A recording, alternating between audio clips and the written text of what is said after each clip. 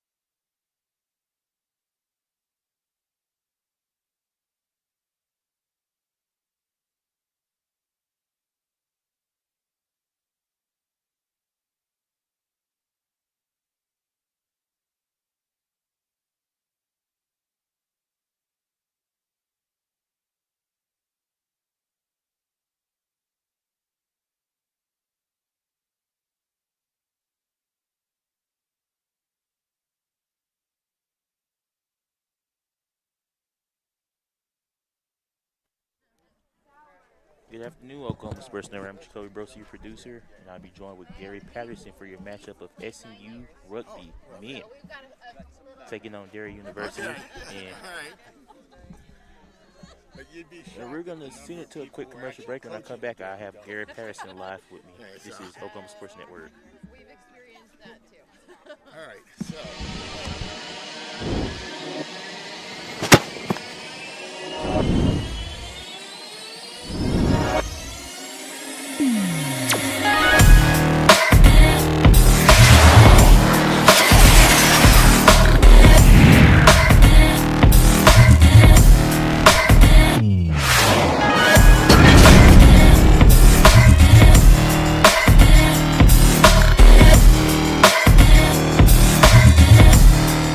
When it comes to your home, you need someone that you can trust to keep it safe and protected for you and your family.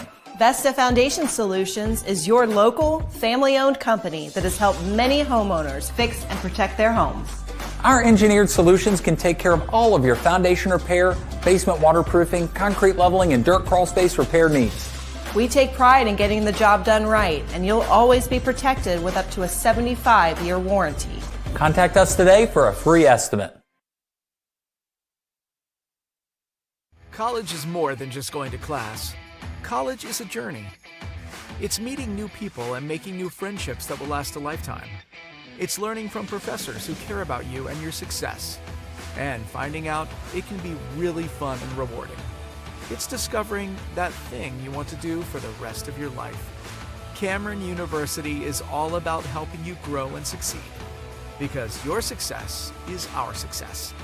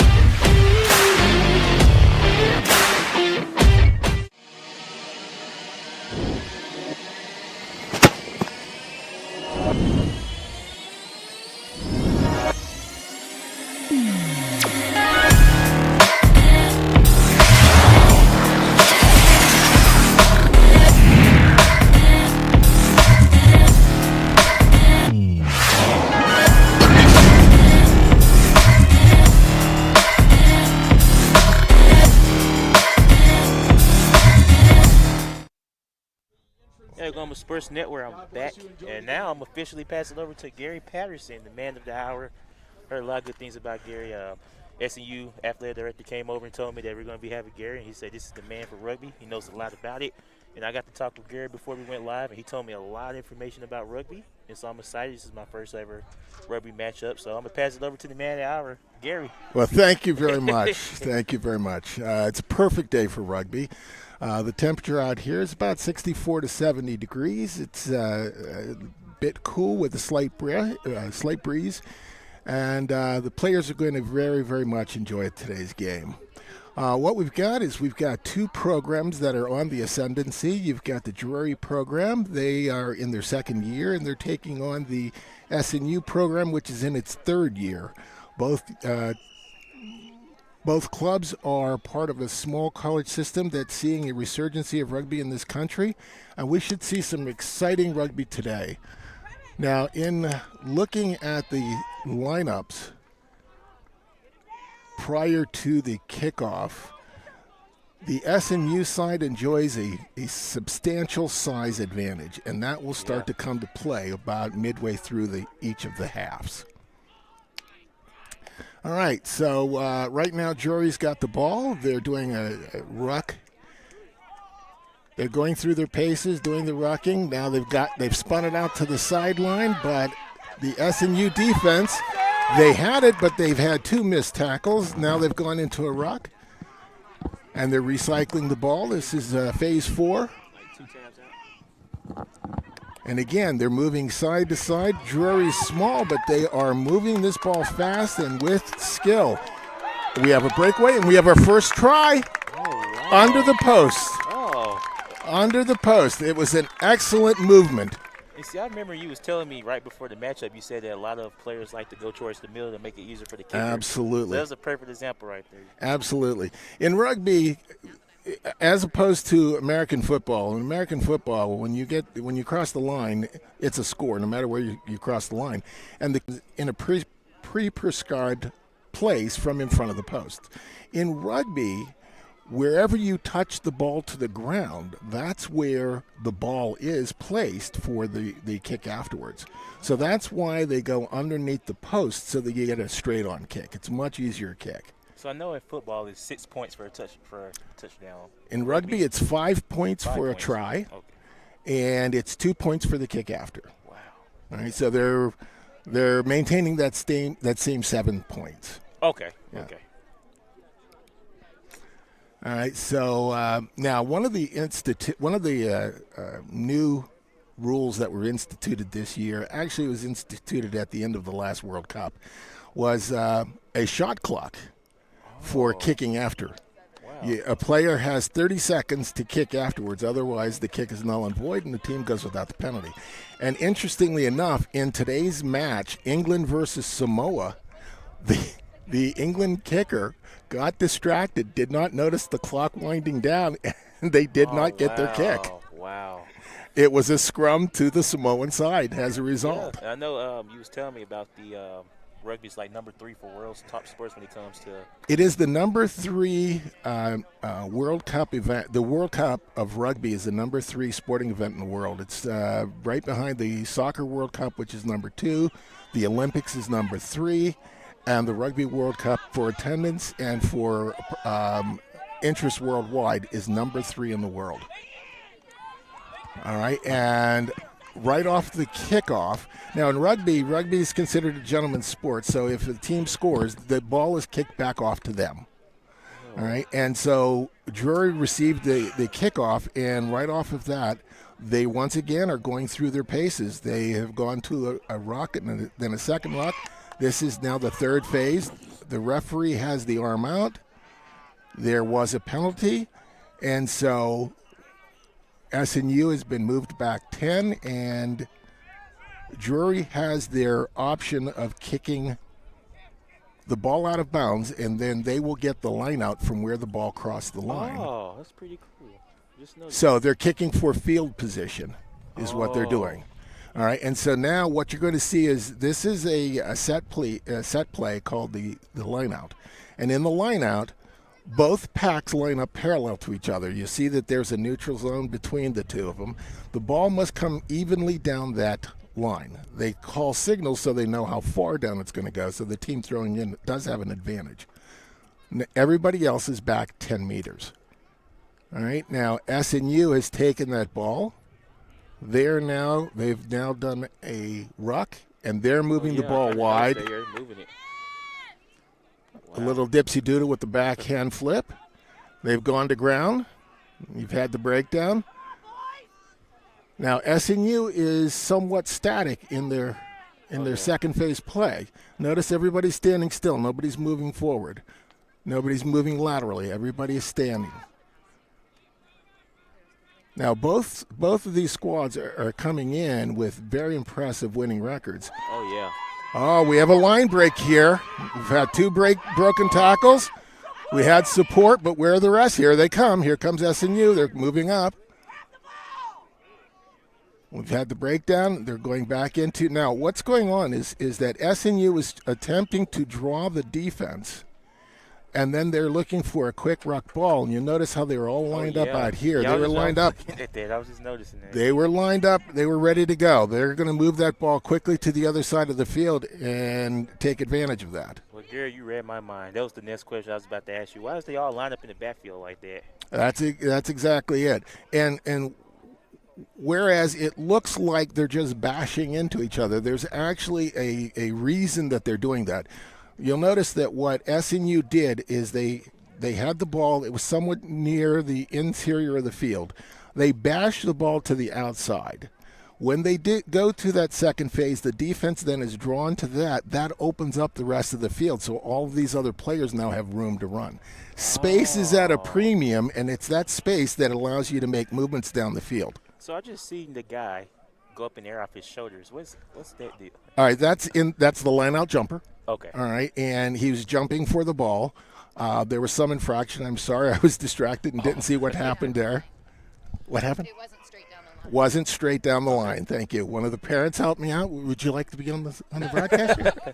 It was very good. Good observation skills. All right, so we're going to have a scrum here. It's going to be the Drury put in. And again, that ball must come in straight into that. It's now hooked back, and he's put the ball out. They're going to kick for position because they're right in the shadow of their own goalposts. Oh, yeah. Now, since it was not a penalty, they kicked it from inside their 22, then the lineout's going to be where the ball crossed the line. If they were in front of their defensive zone and they kicked the ball straight out, the ball's going to come back to where they were. All right? Wow. So if he was in front, say he's in front by 5 meters in front of that 22 line, and he kicks it straight out, they're going to come back to a line perpendicular to where he was. Oh. All right? Okay. So here we have, again, notice how SNU has dropped people out, and they're looking for the overload for a line break. And they're also setting up so that when they do go into that line break, you'll notice that there's 2 or 3 people right there in order to rock and secure the ball. But Drury has stolen the ball again. They're very good at snaffling that ball. They've been very, very well coached in that. Yeah. All right? SNU's come up in a line. They're attacking. They have attacked behind the gain line, and they're pushing Drury back. Defense is being very effective. We have an unintended obstruction. One of the Drury players ran behind one of his other players and used him as a blocking. In rugby, there is no blocking. That's one of the things that makes it a much safer sport. Wow. Right? And so SNU has run a penalty play. All right, now that man was somewhat isolated. His support was a little bit late getting there. They got the ball back anyway, but they're going to have to clean that up. All right, now notice how the support was much faster getting there this time. And here they come. The SNU support is somewhat lagging in that a number of times that there's a lot of daylight between the runner going into contact and then the second and third support person getting there over him. That's how Drury is snaffling their ball. You can bet at halftime, Coach Gillian will clean that up. All right, now again, notice he's by himself, but one player got there with him this time. The referee has noticed that there was an offside, so he's giving an advantage. That's why his arm is out. That indicates that they're playing through. He's not going to stop play in case the SNU team scores, but if there's a minor infraction, they will come back and take it. They will come back and play the penalty, and that's what's happening. We had the offside player, and what's happening in offsides is that the Drury team understands the disadvantage they have in size and height. Oh, yeah. So what they are trying to do is to take advantage of their quickness by closing down the space. So they don't want to give SNU time to rumble. Yeah. They don't want to give them a chance to rumble. All right, SNU is going for a 3-point kick. This is a penalty kick. It's worth 3 points. And I think at this point they just want to get on the board and get things moving. Start getting the scoreboard to tick over.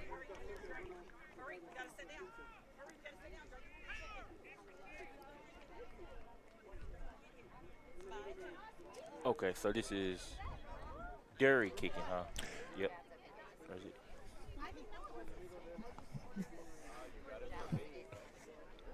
Yep, Drury University.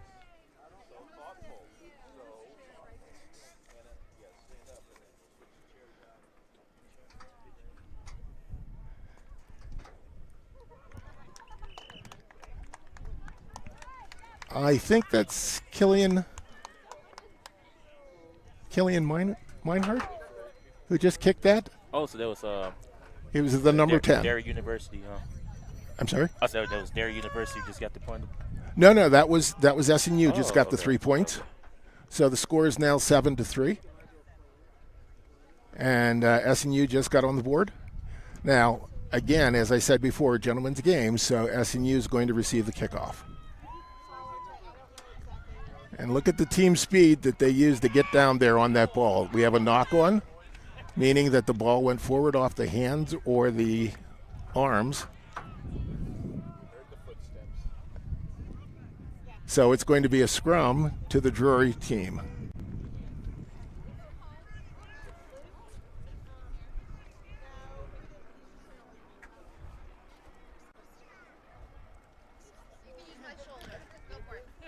The Drury team is in a good position. You'll notice how they have put all of their backs out into the open field. Even the fullback is shading to the open side. He's going to come in and fill into that line. They're in an attacking position, and they're set up for an all-out attack. And they're moving, and the ball went to ground, but they're still able to move it down the field. We've gotten it to the outside. That's exactly where they want to have it. Now they've got the breakdown. And notice how the big boys are in the middle of the field for a rumble in case they need them. And again, big number 5, big number 1, they're there to soak up tacklers. But unfortunately, they held that ball a little bit too long. They slowed their own ball down, and so the defense was able to get back and reset. It's like a little hesitation right there. Kind of knows Exactly. hesitation. And it's that hesitation that allows the defense to reset. Now, what the referee is signaling is that one of the Drury players left his feet and went down in front of the ball, which is illegal because you're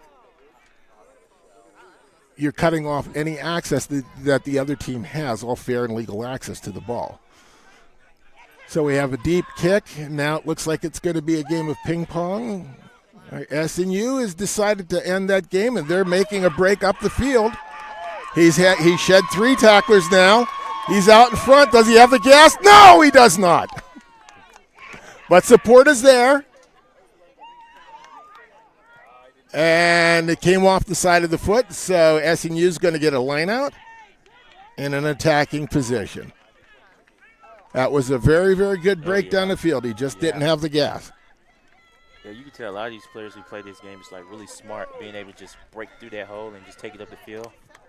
Well, and that's the thing is that I don't understand where football coaches don't want their players playing rugby, where it will develop your players' vision of the field. It develops their athletic smarts and their agility and ability to make quick decisions. Oh, so it looked like Derry University's in the red. Okay. Right. Yep, Derry. No, Drury's in the black. SNU is in the red.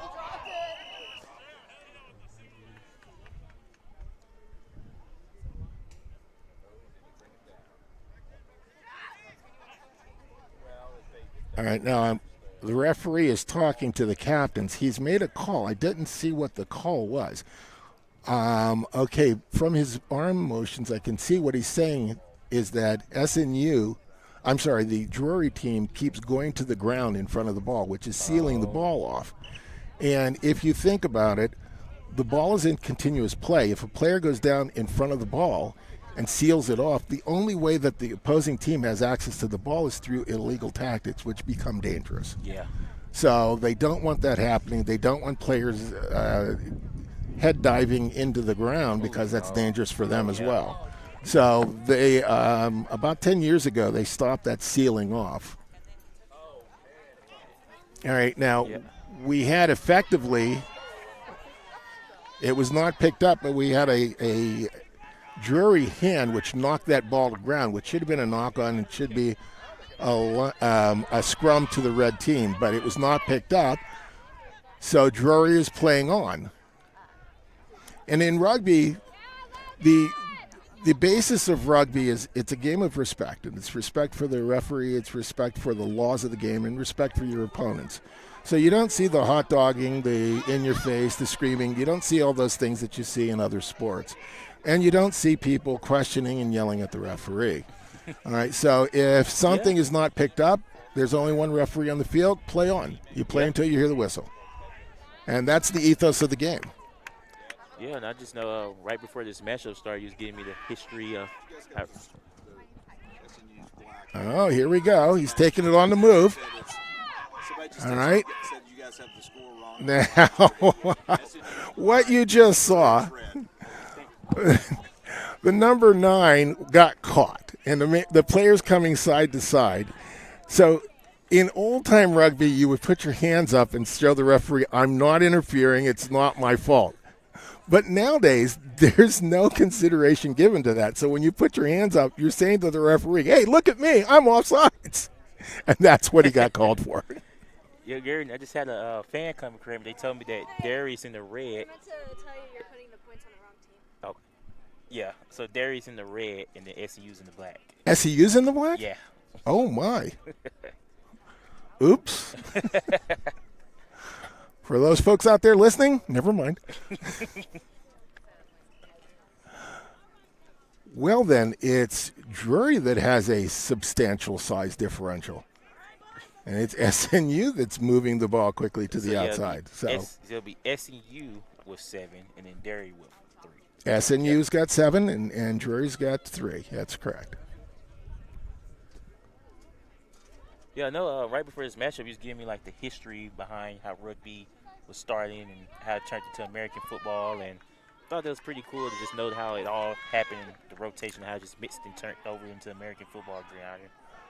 Well, and here we go. They've got an overlap. They must score. They must score. They've got the overlap. Oh my goodness! They did not score. Okay, let's see what happens because the side judge had the flag up 3 times. So. Okay, so the referee has given the try, so it is a score. So now it's SNU 12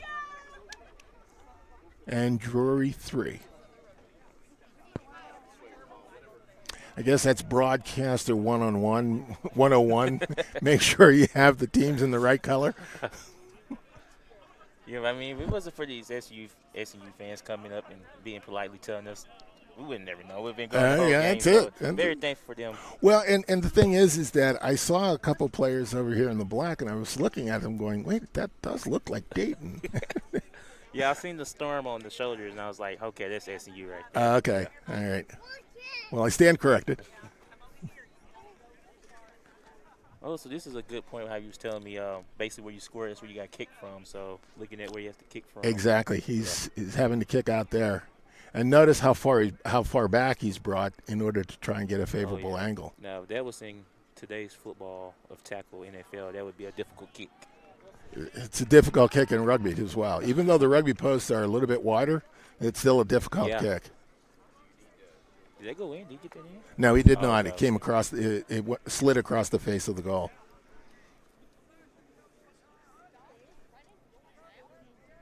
This is this rugby team is looking. SNU team is looking pretty. Well, they're fit, big. They're fast, and they're very skilled. And you'll notice that the team in red has slowed down. Oh yeah. Now, to their credit, all of their heads were up when they were walking back to the line, but okay, now this kick has to go 10 meters, and it did, just made it. That was a good take, good recovery. Drury's coming back to go through there's a ruck. Now they're spinning it into the centers.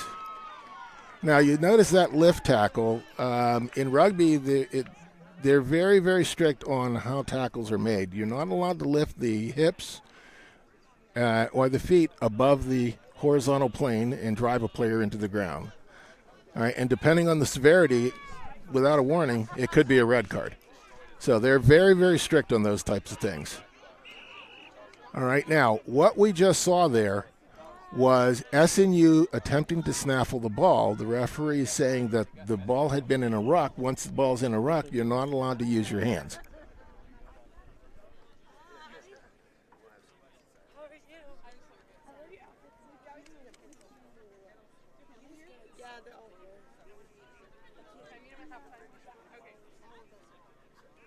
All right, we've got an injury time here.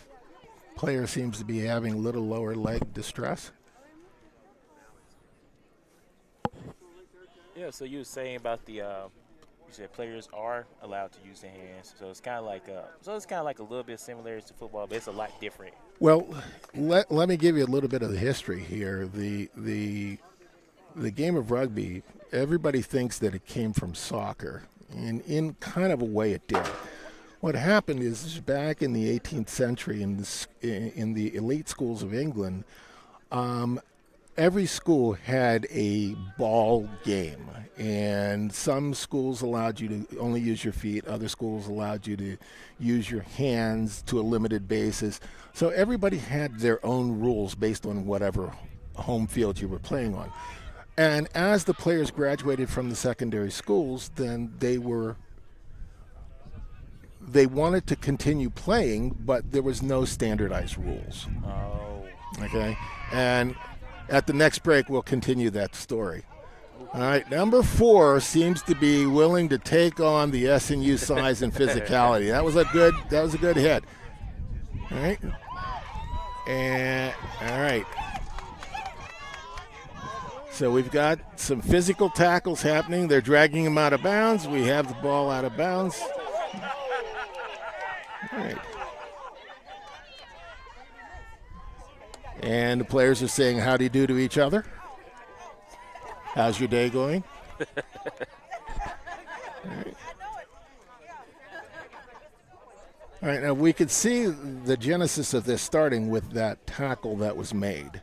Yeah. There was a slight lift to the player, and he was driven into the ground. It wasn't a dangerous tackle, but the referee has seen something that he deemed to be illegal, and so he has given the penalty to the Drury side. They're coming up for another physical hit. SNU just about stole, and there's that big number 4 again. He's a physical presence for them. But number 7 just slightly took his eye off the ball, was looking at the line coming up fast on him, and he knocked the ball on. So it's going to be a black scrum. So after the players left school, they wanted to have some type of standardized rules in some kind of a game they wanted to be able to participate in. So there were some, like I said, some schools were favoring feet only, others were the hands. So in Cambridge, in about 1863, I'm not sure exactly what the year was, but they had the Cambridge meetings. And in the Cambridge meetings, they were going to codify a single set of rules. And again, more later. All right, we had a blind pass which went to ground. And the referee deemed that pass went forward, so it's going to be a red scrum. So they're in Cambridge for this meeting, and in true British fashion, they couldn't come to an agreement. So one group walked out. That was the group that favored only using your feet. The group that favored some use of the hands and the feet, that group stayed. That group became rugby. The other group became the soccer. All right? It's just one group became this, and the other group became that. Wow. All right, so that's how, and that's why you'll notice that just like soccer, rugby doesn't really stop. It's not a static game. Wow. It's a free-flowing game. Yeah, and the clock is a running time. All right, it's controlled by the referee, but it is a running time. Now, as I indicated, you're going to start seeing the bigger side starting to get tired, and you'll notice the first place you start seeing that is in the scrum, and you'll notice they took a big backward step. Now, they retained possession of the ball, but those are all signs of fatigue. So they're starting to wear down. Yeah, I was going to ask you, you was talking about the play clock and how the timer works. Do most rugby matches, like the pros, they have like a scoreboard or a board that keeps track of scores and time? In the professional leagues, they do. Okay. They do. But in most of the rugby around the world, it's the referee who keeps the official time. Oh, okay. All right.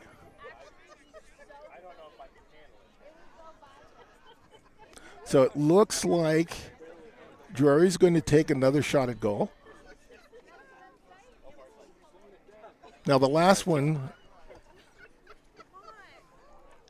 went across, so he's 1 for 1.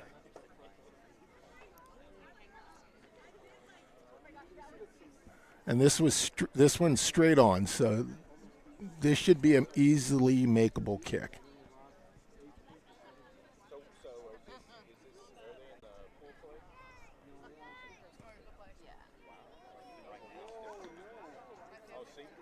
I think that the announcer jinxed him by saying it should have been an easy kick. So he did not make it. So it's going to be a kick at the drop kick at the 22-meter line. This is incidentally a tactic that's legal in American football too, but it's not very often used because of the size of the ball. Yeah, I was going to ask you. So in American football, the ref typically put his hands up as indication for touchdown. So when it comes to rugby, is it just the flag wave? No, in rugby, when the touchdown is scored, the referee will put one arm out. Okay. And he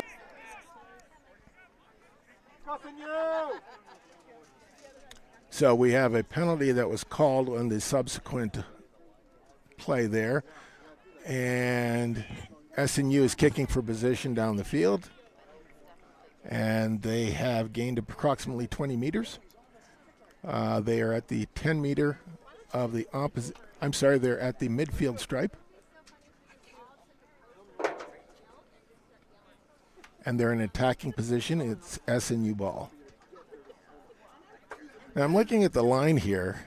It's that the SNU, the tallest player in the SNU line is at the back of the line. I would suggest they normally are going to then throw long, and that's exactly what they did.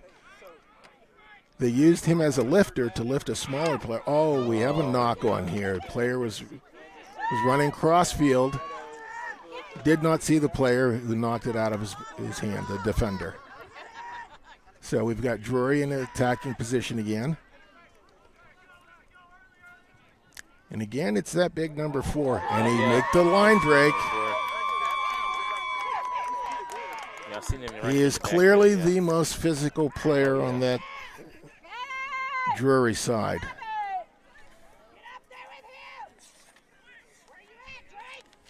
Yeah, height, built. Yeah, he is, and he's got the aggressive instinct.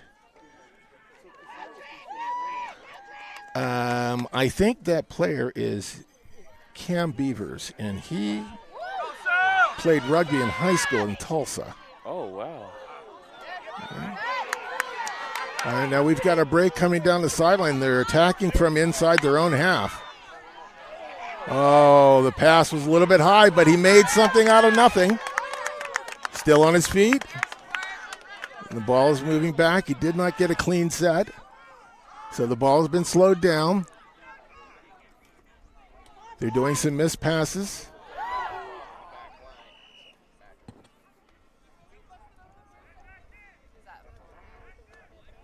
There was a Drury player who had positioned himself in the middle of the SNU line, and the referee detected that and deemed him to be offside. So again, SNU is going to kick to the sideline for position down the field. And it was a good kick, went out of bounds.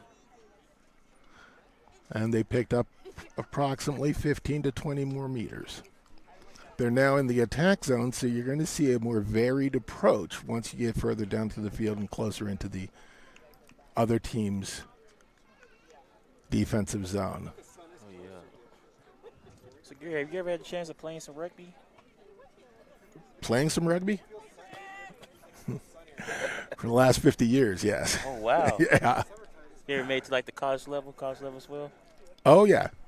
I started playing in college, and then I played in men's leagues, and I played around the world. Oh, wow. Played in Hong Kong. I played in Hawaii. Played in Ireland and England. Wait, so I'm sitting next to a rugby legend. No. I never played at the international level. And I've had some experiences at the international level.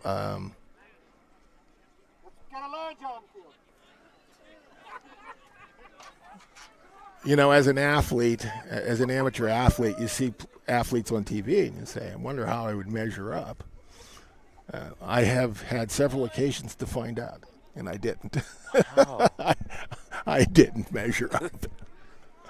I'll tell you a funny situation that I had where I I was refereeing, and I was refereeing the captain of the United States Eagles, our international captain. He went on to play professionally overseas.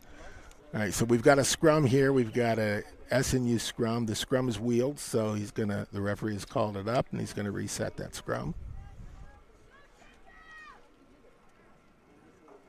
And again, notice the heights of the scrum. The black scrum is still low and driving, and the red scrum is holding on. They're starting to rise up.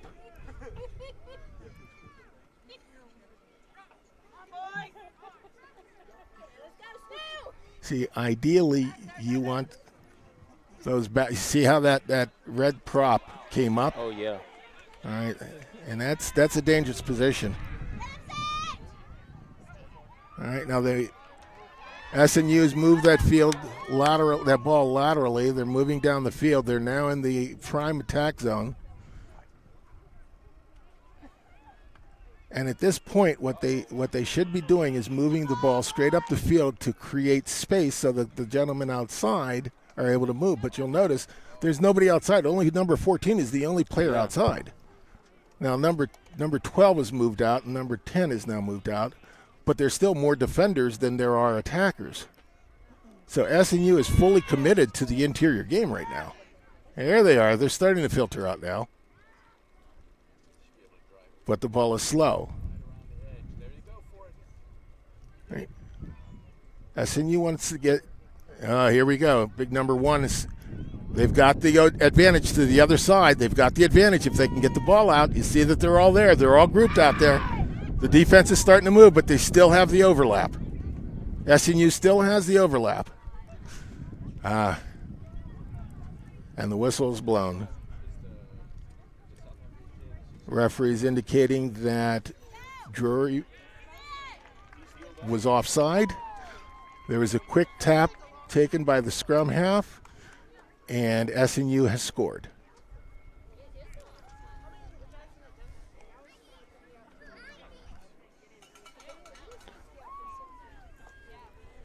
So while they're preparing for this kick, I'll finish that story. I was refereeing a top-level club match between Santa Monica and Ombak from San Diego, and Todd Clever was playing for Ombak. And we had a line-out, and Santa Monica had a 6'10" jumper. And they threw the ball into him, as expected, and he tapped the ball down to his scrum half, and before his scrum half got the ball, Todd Clever had hit him in the chest. So I immediately blew the whistle and said, you were offsides. You had to be offsides in order to make that hit. So he looked at me kind of quizzically, and he went back. Again, Santa Monica kicked out of bounds. We had another line out, and again, they tapped off the top, and Todd Clever hit him again. And this time I blew the whistle, and as he was trotting back and he's looking at me, I said, you're not that fast. And he kind of chuckled, and he went back. So they kicked again, and we had another line out. And this time I positioned myself further back so I could see the entire thing. When they threw the ball to Big John, John got his hand on the ball. Todd turned and looked at me, nodded, took off, and hit the man in the chest before the ball got there. Wow. And I said, play on. So at the next breakdown, I said, I guess you were that fast. And such a classy guy. His only response was, told you. Is it pretty rare for ejections in rugby? I'm sorry? Is it pretty common or rare for a ejection to be in rugby? Objections? Yeah, like getting ejected out the game, like how American football being ejected out for. Being ejected? Yeah, for targeting and. Well, this is a major controversy that's happening in world rugby right now. We have eliminated the head-high hit. All right, so any head-on-head clash is reviewed, and it's met with harsh treatment. And so in the international game and in the World Cup that's going on right now, red cards have been an issue. Oh, wow. Right? Whoa, that was a nice move. Now, what you just saw there, you saw a head clash between number 9 in the red and number 2 in the black. in international rugby, that would have been reviewed, and there would have been a yellow card issued. Oh, wow. All right, because the red tackler did not adjust his height. And I think that that's something that the sideline judge is telling the referee at this point. The red tackler did not adjust his height, and so it caused the head-on-head collision. All right, we had a knock on there. The SNU player attempted to pick up the ball. He knocked it forward, so it's going to be a red scrum.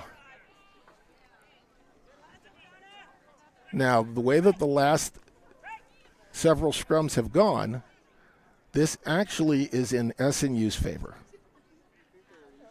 The red scrum is under pressure, and they're feeling it.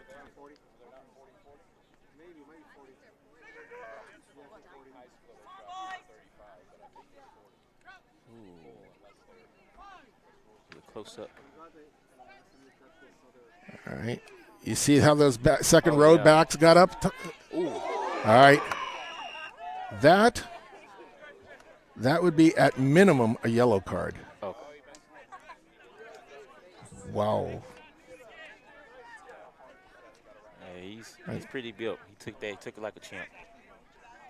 Well, what rugby is trying to do is to cut down the instances of ALS and CTE. They have addressed it head on. And so many of the changes you're seeing in American football have come directly off the rugby field.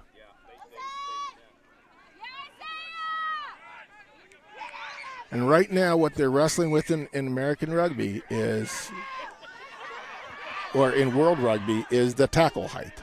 Trying to get that tackle height down so that you're not involving the head.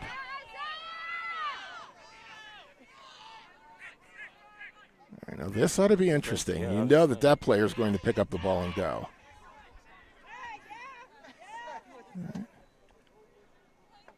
And the ball has been spun wide again. Oh, a little big number 4. Yeah.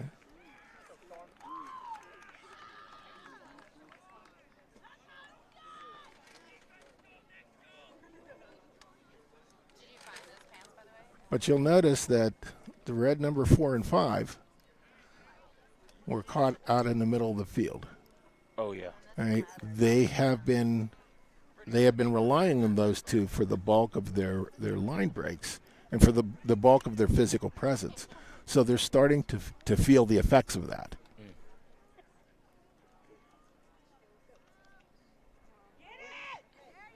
All right. He's kicking for position. They got it out of the defensive zone.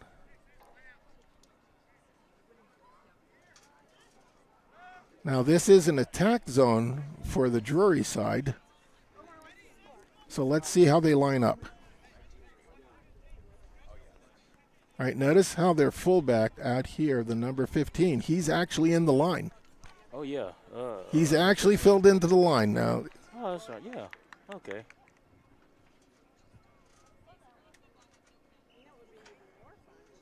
All right, the captain has made a determination the ball wasn't in straight. So it's going to be black scrum.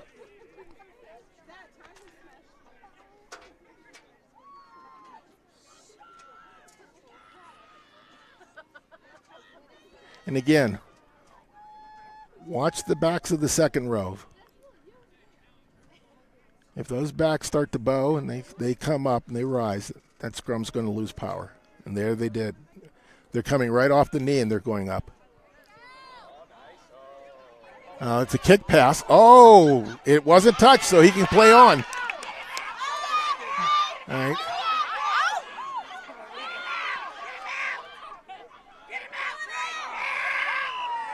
All right, now you'll notice there was a straight arm by number 14 in black directly to the red player's face. Yeah. That is illegal. Okay, I was just about to ask that. And if the referee notices that, that will be a straight yellow card. Yeah, I noticed that. Yeah. Right after that, after you got off the ground there. Exactly. Now, because you only have one referee, many times things like that are blocked by other players, especially when you have two little guys, and the big guys are in between the referee and the play. So that is one of the challenges of rugby refereeing. So we have halftime. The halftime score is 12-6. 12-3. They missed that second kick.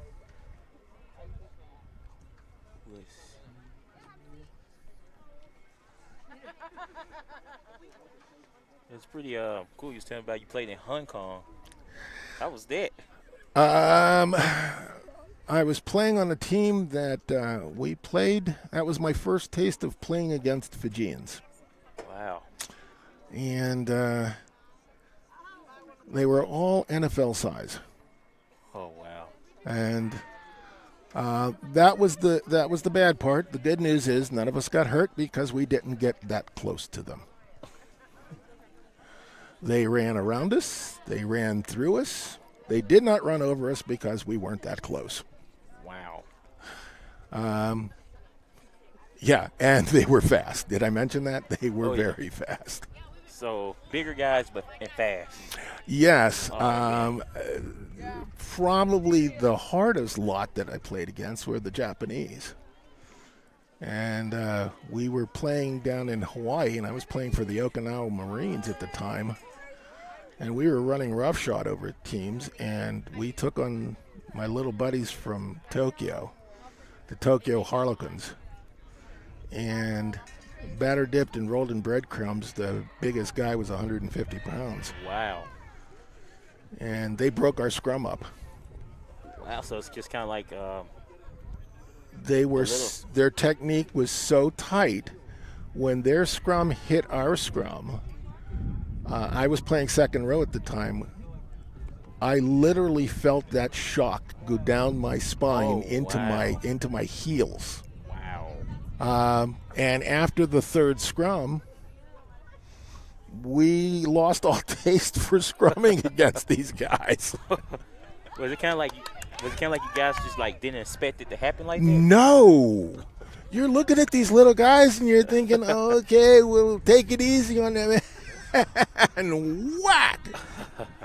That hurt. We won the game, but the next day we played their younger, taller, and more athletic brethren, and we lost the game by 70. I think it was like 72-3. Oh, wow. And the only surprise for us was that it was that close. It was like a one-way track meet. We were so beat up from the little guys the day before. It's kind of just like a man. I was thinking we were going to win hardware that year because I'm playing with the Marines. These guys are tough. They're hardcore, and we got beat up by a bunch of little guys. Yeah, I know quite a few people that kind of think that way. They see a little team like, oh, it's going to be easy win, and end up the little team just has more heart, come up with a different game plan, just catch you off guard. Well, and that's, again, that is the beauty of rugby is that there's something for everybody of all sizes. Yeah. All right, and it's not like American football where bigger wins. Yeah. In rugby, you've got to have technique, you've got to have size, you've got to have strength. You have to have functional strength, you have to have intelligence, and you have to know how to use it. And then if everybody is playing together and you're playing by yourself, you're going to get hurt. Oh, yeah. So, yeah. And that's what we're seeing here. That's why it's such a perfect game for the smaller universities like this, in that this is a game that it teaches togetherness. It teaches how one man can't go out and play it by themselves. Nobody is the star. Everybody has to contribute in order for you to be successful. And that's why some of these relationships that are being built right now out here, they're going to last a lifetime. Yeah. Yeah, I see. I'm just looking at how rugby just big here at SNU. Just the crowd just packed out here. You just look at this whole. Yeah. We started here with just 10 people, and then right when the game started, just flooded out. Well, and the beautiful thing about this is that, again, as I said before, it's a game based on respect. And one of the proud traditions of the game that has remained on, even in the professional era, is the party afterwards. Yeah. Now, back in my day, those parties were let's just say, some raucous affairs. But thank heavens that we've put that to bed. And the kids nowadays, the parties are more of a camaraderie type of thing. And to tell you what comes out of it, I was just best man last weekend in the wedding of a gentleman that I met 15 years ago playing against him. Oh, wow. And my initial meeting with him was my boot to his back. And through the years, we got to know each other as opponents when we were out in California. And then when I moved to Oklahoma, lo and behold, he was here a year before me. Wow. And so ever since I've been here, I've spent every holiday at his house. Really? No, yes. And so when he got married, I was the best man. And I mean, this is all based on other sports. Somebody stomps on my back, I'm not going to be happy. Oh, no. I don't want to be friends like that one. I am definitely not going to shake his hand after the game, let alone help him up during the game. But that's the game, and that's the beauty of the game. Yeah. Are the halftimes pretty that quick all the time? Yes, it is. Oh, wow. Yes, it is. The halftime is usually 5 minutes, and in most club matches around the world, they don't leave the field. Now, in the professional, they do leave the field. I think it's a 10-minute during the professional. 10-minute. Yeah. So is it just But you'd be surprised the amount of adjustments you can make in that 10 minutes. yeah. So usually like, is it 40, 45 half? 40? It's a 40-minute running half. 40-minute yes. running half. Yeah, I feel like just knowing the basics to how rugby goes would probably help out a lot with just knowing how to watch the game. Kind of like from. Well, hopefully I'm helping you with that. Oh yeah, definitely. I'm gonna leave here knowing a lot about rugby, so I already know about the scrum. I know how the point system works. The 2 points, similar to like a 2-point conversion, but it's for a kick. So it's like a kick will be 2 points instead of football. It's like you gotta run an extra play to get 2-point conversion. So it's pretty cool. But then it's also cool to know multiple sports instead of just one sport. Well, and that's why rugby is such a really good sport as a base sport. Similar to soccer. Soccer is a very good base sport. Teaches agility and thought process and seeing the field. All right, we're about to kick off for the second half.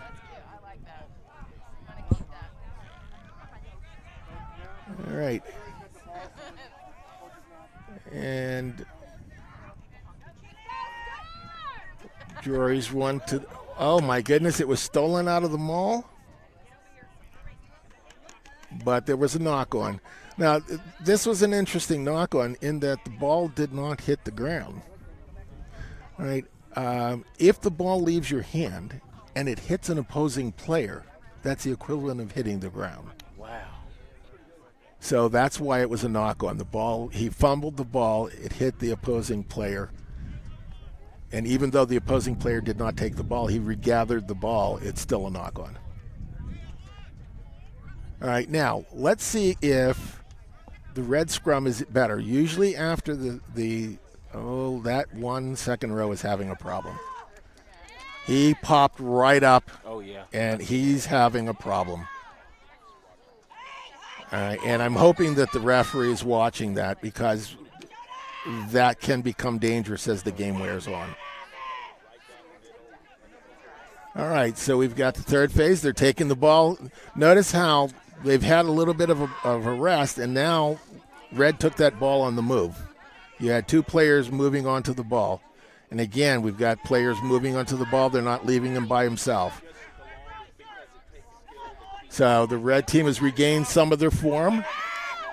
Ball's gone to the outside. It's good tackle, good low tackle. The ball was set perfectly, but the scrum half was a little bit late getting the ball out. And so the defense is resetting. The black defense is resetting really, really fast. Now, the defensive line has to be behind the last foot of the last player. All right? So that's why you see them lining back up there. Once the ball goes to ground, they have to be behind the last foot. And it's the the ball was knocked on. Oh, yeah, I seen it. He came right out of his hands. Roll right into number 9. Knocked on in the tackle. The referee's playing the advantage. All right. Now the advantage is over. So they're going to play on.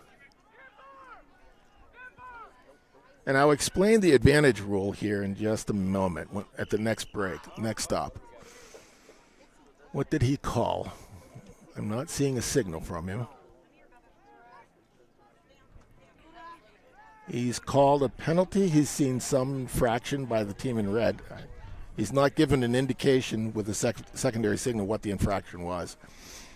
So the red is back 10. Black is again kicking for position. And they're now down in the attack zone.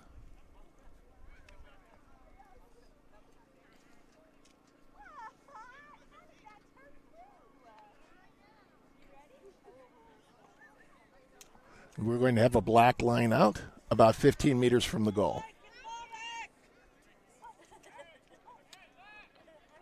See how they all lined up back there.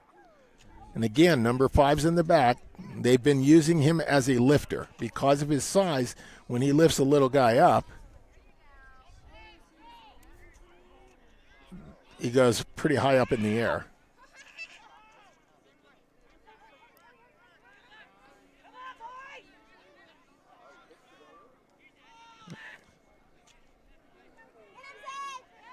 Okay. Yeah,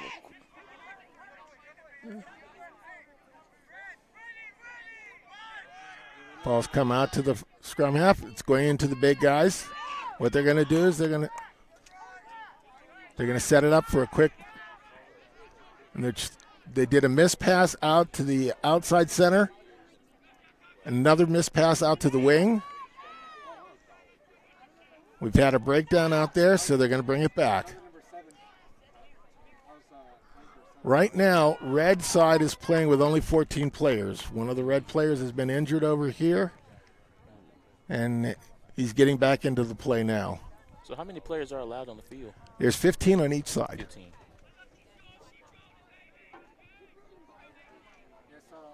And as opposed to American football where you choose your own number, the numbers they are assigned based upon the position you're playing. So the two props in the front row are number 1, 2, and 3. The two props are 1 and 3, and the hooker is the number 2. He's the person in the middle that hooks the ball back. Yeah, I didn't even know that. I just thought it was just kind of you get to pick your number. No, it's prescribed based upon the position you're playing. And again, notice that we've got these players back here, so they're not in an all-out attack position. In fact, this fullback back here, number 21, was so far back he was not going to be able to help at all with the attack. Did they score? They did not. A penalty was determined, and so it was offsides. So red's got the ball. They're kicking for position, and there will be a line out. Now, I don't know if you saw what the referee was doing with his hand, kind of like a magpie. He was telling the players to stop chattering back to him. Oh, can that result in like a penalty? That can result in a penalty, absolutely. In fact, it can result in a red card. Wow. All right, we have a minor infraction in the lineout, so it's going to be a free kick. All right, now, in a free kick, they're not allowed to kick the ball out of bounds. If they do, it goes to the other team. All right, whereas in a straight arm penalty, if you kick it out of bounds, it goes to your team wherever it goes out of bounds.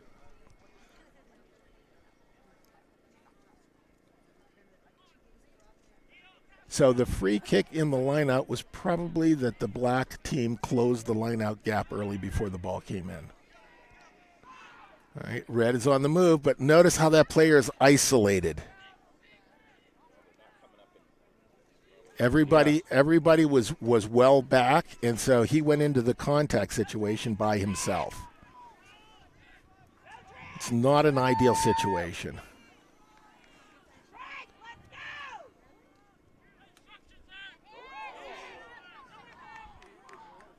He was dragged down by his arm, which is legal. All right. Oh, nice soccer skill.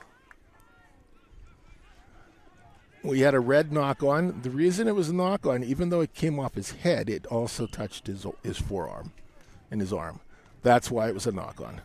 If it had just come off his head and not touched his arm, it would have been play on. Right? And as a result of the knock on, you're going to have a black scrum.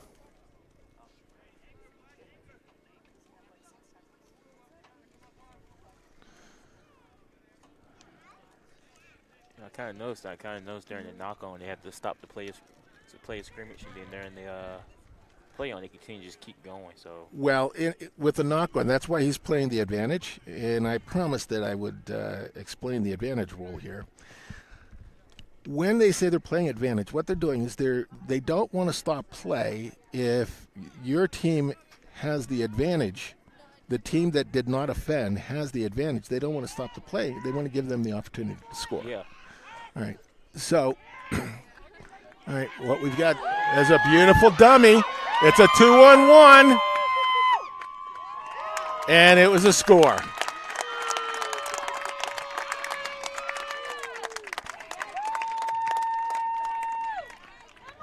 That was an excellent score by Dayton.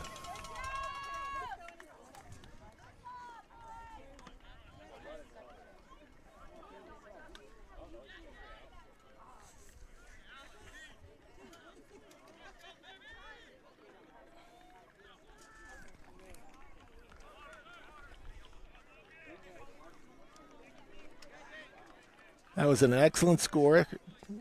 It's created by Dayton Bradford with his dummy through the line. He came around. The wing came back to the inside. The defender had to defend both players. Dayton was able to take it in for the score.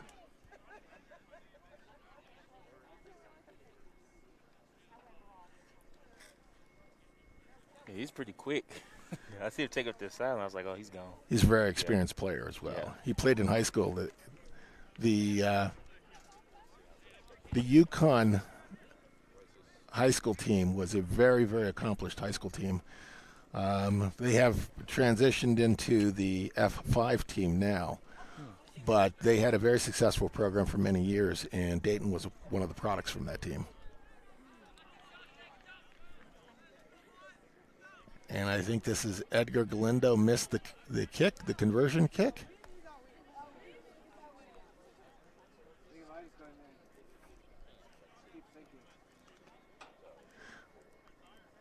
The good news is that nobody on the red side seems to have given up. Their heads are still up. Oh, they're trotting back into it. So they are like just based off of different conferences? Is it like They are in different conferences. They're also in different divisions. The SNU is in Division 1 of the small colleges conferences, and the Drury side is in Division 2. All right, they've slowed up the runner. There's a good ruck position. And we had a knock on there. Did the referee catch it? He did not. But it's black ball anyway. And they're attacking. The SNU squad is now attacking from pretty much anywhere on the field. so they pressure him? They are. There was a good strip of the ball. We've got an SNU player down. That's one of the props.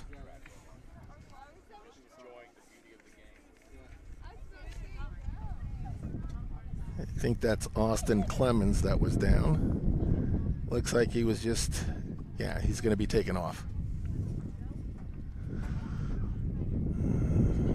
She's giving him a preliminary head assessment.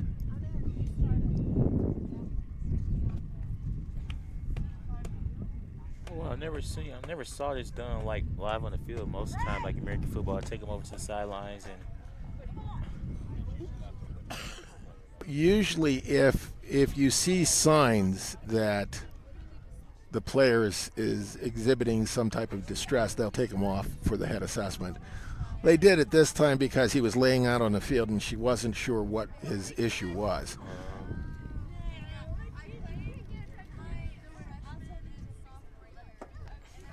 He is one of the bigger guys on the field, so it's probably just he needed to catch his wind. On when you hit that ground, and that ground feels like a soft feather bed. They are moving the ball with tremendous accuracy now. But the defense was up to the task, but looks like we've got some cramps going on the other side of the field now.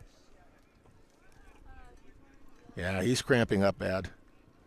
That winger, number 11, in the red.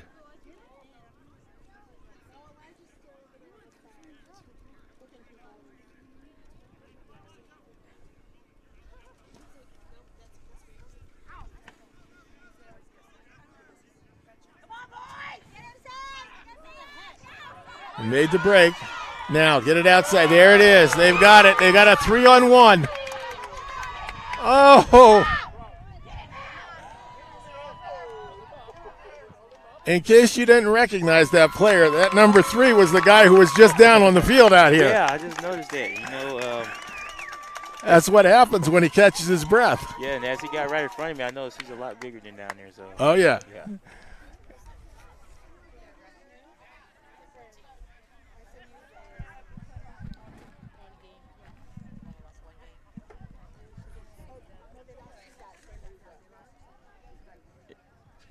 It was pretty impressive to see how they were just passing it down. It's pretty cool. And notice that the big guys aren't just for the in-tight, rough, tough stuff. Yeah. They're out there in the back line passing. That number 3, he got that ball. He was in full flight. I think that was Austin Clemens is the young lad's name. But he was in full flight coming down that sideline. Oh, yeah.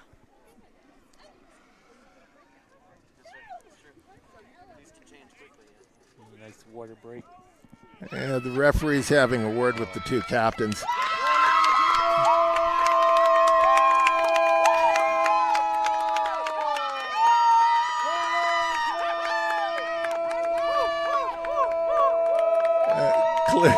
Clearly some very popular players are coming onto the field.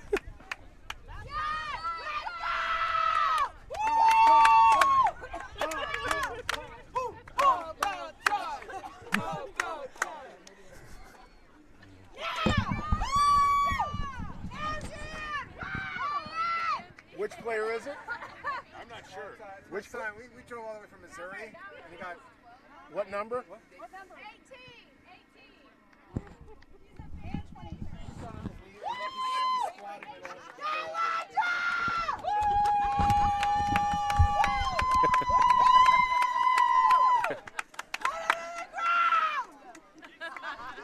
Well, we've got the Elijah Seguria fan club behind us, and Elijah has clearly taken the field, number 18, so we'll be watching to see what Elijah does to cover himself in glory. one of his friends is on the other team. So cheer for both. What's their name? One is Elijah. Elijah is over there. He's right behind. Right now he's in the ruck. Okay. He's right behind supporting. Okay, so it's Elijah for SNU, and then for Drury it's... So Isaiah's number 12 in the red cap. Oh, okay.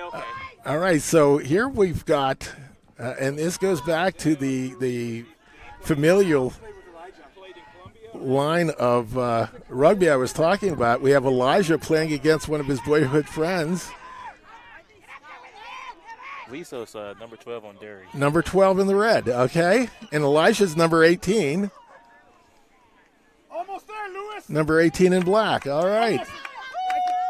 We can see it there, Lewis. Next time. Yeah! Chancho. Pretty cool, huh? This has become... It's become fun now, and I'm excited. Yes. More excited. It does add a different spice to the game. Yeah. So my son's flanker here. Number 18.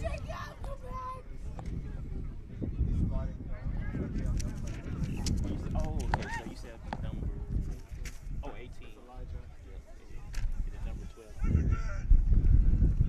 All right, Elijah's playing on the outside flank, closest to the sidelines here.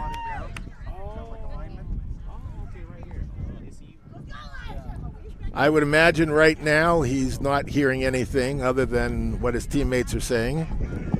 They're communicating. It takes a lot of concentration when you're in that scrum trying to figure out what's going to happen and get ready for it.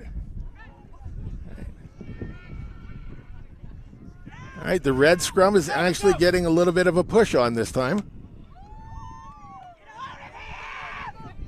There was a nice inside-outside move there in the midfield, the black midfield.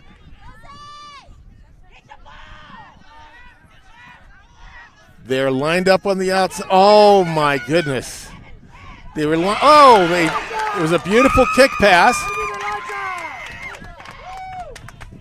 And black's on the attack again. They're spinning it. They're going up into the line. Defense has been drawn in. They do have the overlap to the outside if they can get the ball out there.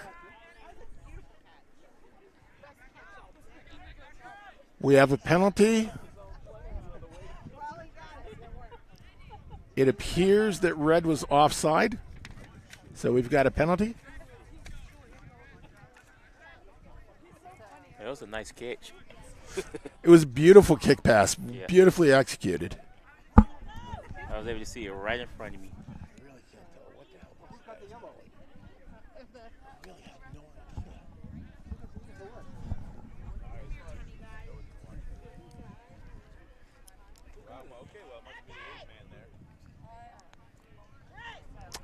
All right, the referees indicated that red was offsides,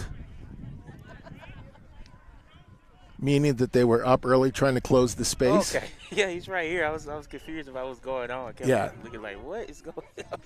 Yeah, what he's indicating is that, remember, as I said, that the team that's in defense has to fall, once the ruck has happened, they have to fall back to the last foot. Oh. All right, and what teams are trying to do, and what the red team is trying to do, is to close the space on black because black is exhibiting some real slick ball handling now. Yeah. So they're trying to close the space so they can't do that.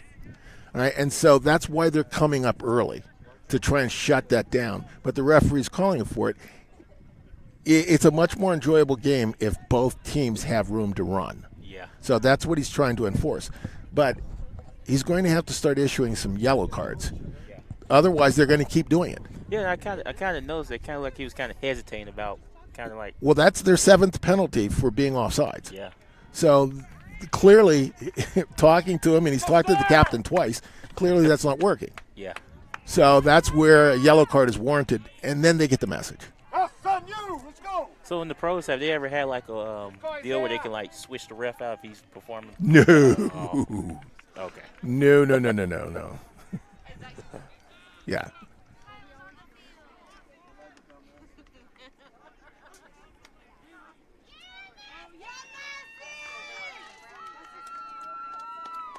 These referees work very, very hard at getting things right. You would not believe the amount of instruction that goes on. And then during the season, every week they meet to discuss points of law and other things along those lines. Wow. So, and the fitness, when I became a referee, I was shocked at how the fitness was different because that referee has to be at all, every time that the ball goes to ground like there, referee has to be there, wherever it is on the field. Man. Whereas as a player, you only have to be there if your position warrants it. Oh, wow. So, yeah. That referee got to be in pretty good shape, huh? I was very, very surprised. I was very surprised. Okay, now the referees indicated there was a penalty against black. We've got a red player in some distress here. He's one of the props. We're now about 25 minutes into the half, so we're going to start seeing some players getting up slower. Here he goes, big number 4. And again, he was isolated, so black got their hands on the ball. And as a result, black got the penalty because the red player was deemed to have been holding the ball in illegally. once you hit the ground, you must release the ball. And the team that's on their feet, if another player's on his feet, he has the rights to the ball. So you must release it. And what the referee called there is that the player didn't release the ball. That's why the ball went to black. The red player did not release. And that's why being isolated, that's what results from being isolated. That's what happened. Black got their hand on the ball before the red team got there.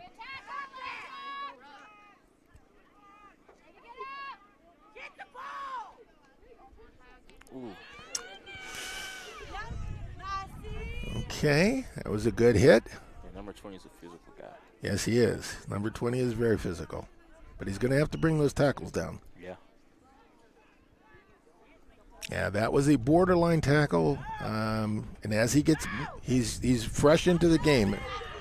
As he gets more tired, those tackles are going to come up, and he's going to be in trouble. All right, we've got a good set scrum there. I'm sorry, it was a good set ruck. All right, the ball has not gone to ground. Now it's gone to ground. It's a ruck. Again, slow ball.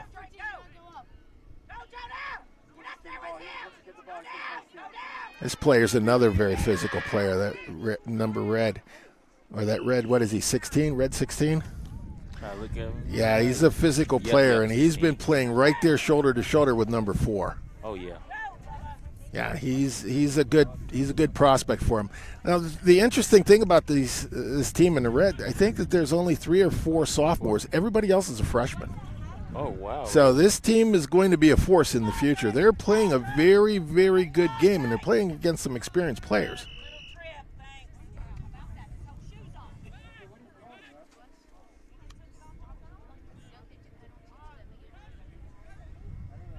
Yeah, I'm not seeing on the roster a player of that number.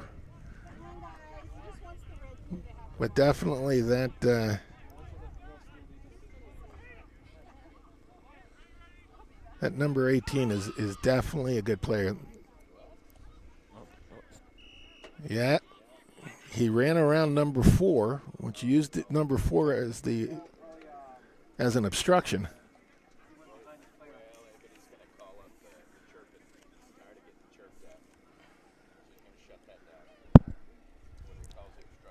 But what's creating that is the running side to side.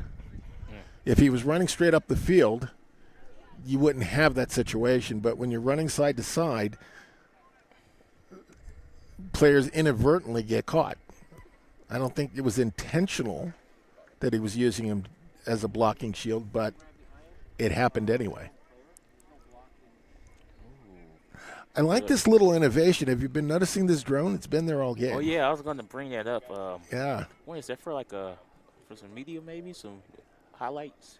I would suspect that they're probably filming the game. Oh, probably using this footage, Exactly. Yeah. Exactly. Can't find the drone operator anywhere. It's probably on the other side. Yeah. I would suspect. Okay. Yeah, it's hard to see where that ball was going. The sun just blocked me out from it. I was trying to follow it, make sure I can swap it back.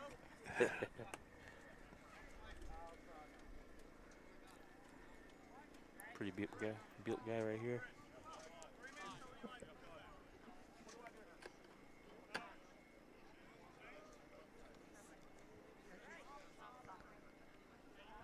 All right, clearly they're throwing to the interior guy. All right. Oh. Wow. Yeah, seen it. Yeah, like that. So is it kind of hard to grip? No. Okay. I would like to say yes, but no. I see it's much bigger than American football, so I thought maybe it was just a deal. He went up. There was no opposition. He just didn't catch it. I'd like to make an excuse. There's just none to be had. That's pretty cool.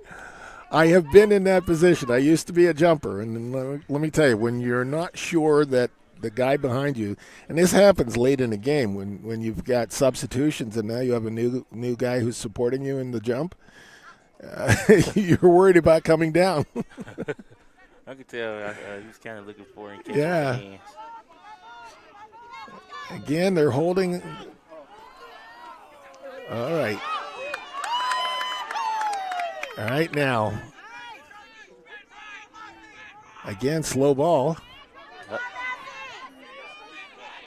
But they still made meters. They made headway. Okay. And there's a line break, but he wasn't able to get the ball away to take advantage of it. We have a high tackle, and the referee has seen it. Red is advantage. Now, the advantage is this. Advantage is over when you've either had the opportunity to score or you have a tactical or territorial advantage. A lot of people think that the advantage is time-related. It is not. All right, now he's still playing the advantage because there's been no opportunity to score. They haven't had a numerical or tactical advantage, so they're just going through the paces. He's seen enough. The ball has gotten muddy, so he's bringing it back and he's giving the penalty. I was kind of wondering what was going on with the little deal there. Yeah, that's what happened. Stopped it again. Yeah. He had his arm out for the advantage. And if we had him mic'd up, we would have heard him say to the players, advantage. Now, unfortunately, you've got an advantage now to black. And since it got muddy and both teams are down on the ground, he just blew the whistle up and he's going to restart play. I mean, that wouldn't be a bad idea, miking it up, huh? Well, they're going to do that now. I think they're going to do that. Be pretty cool. Well, the international game has got that. And so, and this is, again, something the NFL could take from rugby, international rugby, is that in international rugby, the referee is mic'd so the fans can hear what the referee is saying. And he can hear the instructions to the players. And then when they have a video replay, they can hear the interchange between the video replay official and the referee on the field. Wow. And they can see, because it's shown on the main screen, they can see a beautiful play. Beautiful play. Nice. And you'll notice that play was vertical down the field. Yeah, it was. There was no side to side, because it's when you're moving vertically, that's when you're committing players, and that's what opens up space to the outside. Yeah. Beautiful pass there. But in international rugby, you've got the referee. The video replay is happening on the main screen. Everybody in the stadium can see it. The discussion between the referee and the official in the booth happens, and all of this happens in about 1 to 1.5 minutes. Wow. So the silliness that you see in the NFL with 5-minute hiatus and the guy under the hood, and that's silliness. Yeah. It's silliness. You've got professionals. You should be able to get that done like right away. So when is the typical international rugby season? Is it just kind of like a little bit around the same time as? Well, right now, it depends on the competitions, and it also depends on the atmosphere. Oh. Or, I'm sorry, the hemisphere.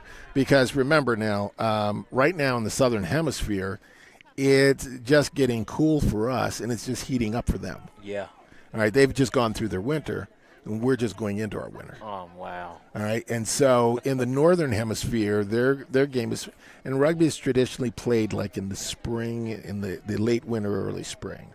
So even in this country, we've got some clubs are playing their league season during the fall. Others are playing their league season during the spring. Like in California, it's in the spring. On the East Coast, it's in the fall. Wow.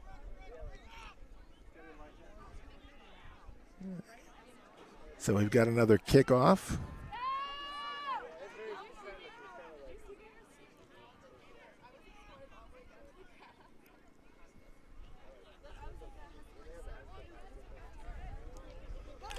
That was a beautiful draw. He drew the players in.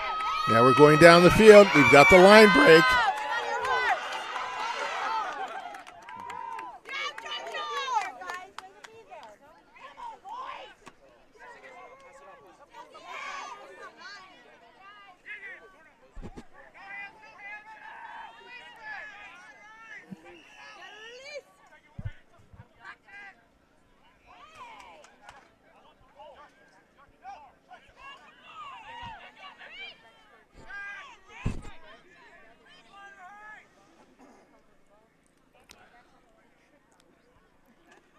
So SNU is kicking for the corner.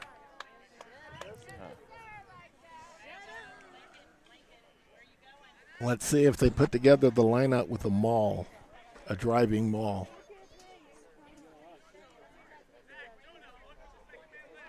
Oh, it's pretty cool kick. I'm excited for this kick. So we've got a new thrower for SNU.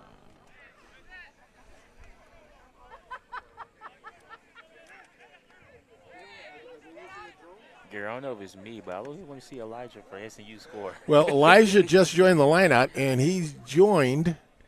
I'm looking at this. He's in the jumper position. Yes. He's right in front of number 5. Yes, family sitting right next to us. They came from Kansas, and they Looks like he's going to get lifted. So, yeah, he is getting lifted. Yes, he's got the ball. That was Elijah. Come on, people.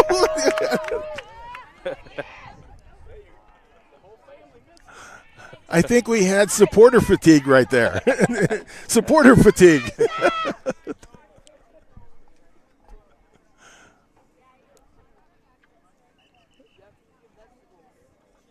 All right, we've got a double whistle.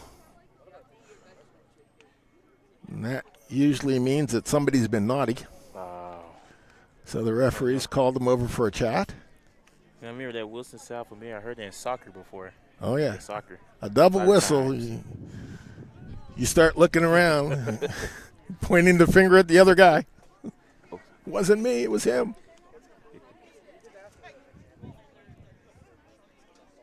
Oh, yeah, the ref. Yep, 2 players right there. Well, those are the captains, Okay. and in rugby, everything goes from the referee to the captain. The captains are the only ones in referee who are allowed to in rugby who are allowed to talk to the referee. Wow. Right, and so this is one of the way of maintaining discipline, and so the captains are responsible for the discipline of their team. So that's pretty cool because in American football, it's always the coaches. They have to take it Right. to the coaches. So it's pretty neat to see the players. All right, so we had a tap ball situation. Black tapped it back. Black is now trying to get started again. They're going straight forward. Second phase, again, going straight into the teeth of the defense. The ball is there. Again, slow ball. That's the third phase. Players isolated. Players got over him. This is the fourth phase. You had a chop tackle attempt. That's the fifth phase. The referee's playing advantage for that chop tackle. The player did not use his arms. He just threw his body at the knees. Now we have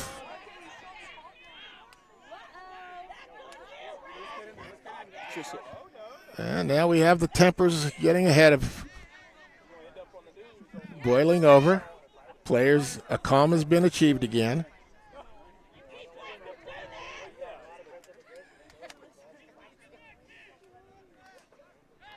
I believe that the mother on the sideline noticed exactly the same thing that the referee called the penalty for, and that was the player tried to chop at the knees. Yeah. That is illegal. You must, in rugby, you must be making a valid attempt to tackle. And that means that you're going headfirst into the player with your arms out and engaging to wrap the player. Ooh. Gosh. Number 20. All right, and there we have. There you go. There you go. They must score.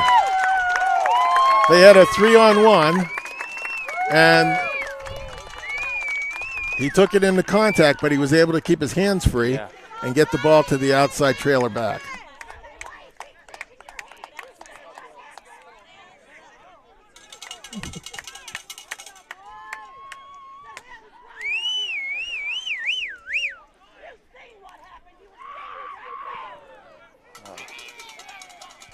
Mom's a little bit, she's a little bit hot right now. Yeah.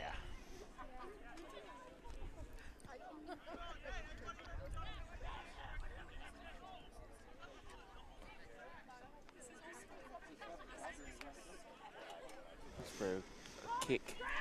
Is this like more of a difficult kick, kicking from this angle? Yeah, that's correct. I have no idea what's going on here. Why is the referee over there?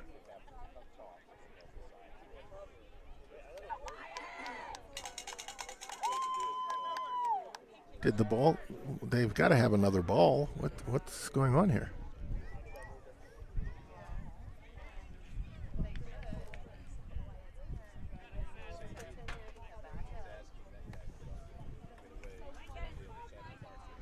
And the coaches are going over. The SNU coaches are going over.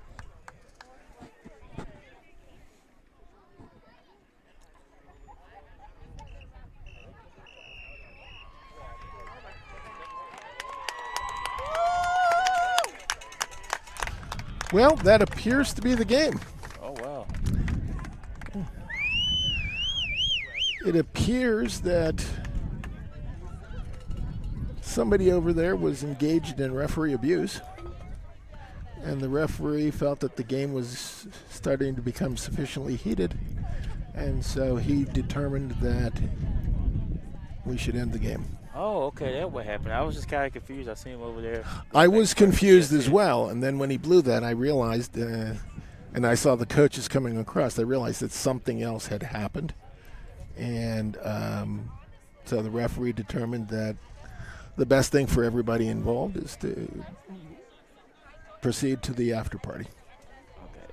So do refs have security guards? I have been in situations where I wish that we did, but that's not necessary here. Okay. That's not necessary. Yeah. Yeah. There have been situations where we've. So we want to thank everybody for coming out, and hopefully you enjoyed the rugby game. It was a famous SNU victory, but you've got two fledgling programs, and I would suspect that after the season's under their belt, the next season encounter between these two teams is going to be a much closer affair. But as we expected, the athleticism and the seasoning of the SNU club takes them to 4-1. They are, after all, the superior collegiate side in the state of Oklahoma by virtue of their victory over OU 2 weeks ago. Oh, yeah. Yeah, I seen that game live on Oklahoma Sports Network. And well, you've got to understand that OU program is the longest running program in this section of the country, and they have had many distinguished alumni come through there. So that's a very proud program. They will be back, but SNU prevailed, and that makes them the #1 collegiate program in the state of Oklahoma. wow. So thank you very much. SNU traditionally comes to the sidelines. They thank their supporters for being here. Again, this is another tradition of the game.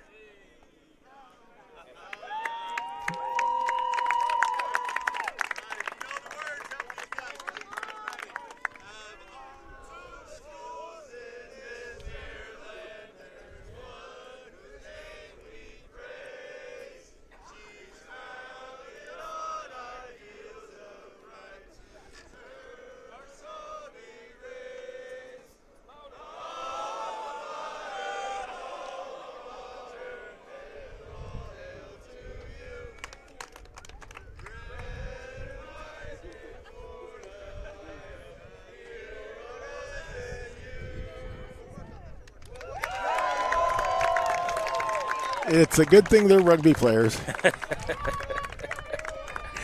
Clearly, theater and vocal majors, they are not. All right. Well, thank you very much for being with us. And tune in, I believe, next week. Yeah, next week. Yeah, thank you for showing me the game of rugby and teaching me the game of rugby, and it's been a fun broadcast, just learning and also experiencing something new, and I really enjoyed it. I'm ready to come back next week, so I'm super pumped for that. And we'll be back next week live on Oklahoma Sports Network for next week's Saturday matchup of the men rugby, and hopefully we can get a women game in there, but I think it's the men rugby right now. And thank you for your time. Thank you for coming out. Thank you for teaching me. Great game. You're very welcome. Yep, thank you. You're very welcome. Well, Oklahoma Sports Network, thank you for tuning in to today's rugby matchup between SNU and Drury. You're watching Oklahoma Sports Network.